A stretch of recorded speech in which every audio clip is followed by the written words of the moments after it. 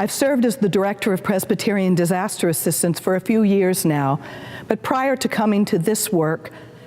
I was a solo pastor in the city of Miami, Florida. I'd like to say a few words to those of you who may be solo pastors facing a recovery from a human-caused disaster or an act of public violence. In a multi-staff congregation, often there are more than one or two pastors who are able to take turns, both in interpreting and in listening to the congregation as it works its way through a public disaster or a traumatic event. In the solo pastor church, there is usually only one full-time employee, the pastor. Maybe there's a part-time secretary or administrator, a church musician, a sexton. But when the phone rings with someone needing to express their rage, it's the pastor who picks up the phone. When the leadership of the congregation wants to have reassurance or guidance as they move their way through changing the life of the congregation and the activities of the congregation, it's the pastor who is expected to make those decisions. Week by week, the solo pastor walks through the valley of the shadow of death in the pulpit, in the adult Sunday school class, in the Bible study group, and sometimes even with the youth. There's not an opportunity to be spelled by another pastor or to listen as a colleague frames the disaster in a different way from which you yourself can be blessed.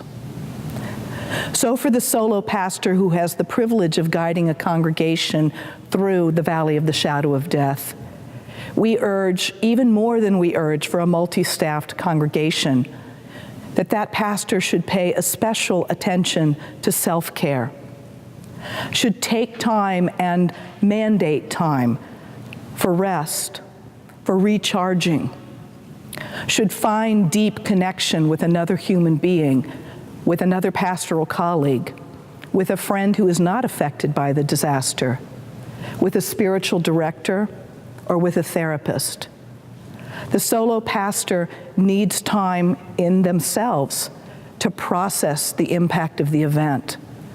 to let the needs and the questions of the congregation settle into them in a space and in a time that is not immediately followed by the demands of another person or another circumstance or another interview or another sermon. So practices of connection and friendship, finding someone to listen to you, is deeply important in the solo pastored church. Finding time away, even if it's just for a few hours, a couple times a week, is a spiritual practice that will help you as you pause in the midst of the valley of the shadow of death. And taking time for self-care, the most basic self-care, a walk every night, to let things settle, to be at peace,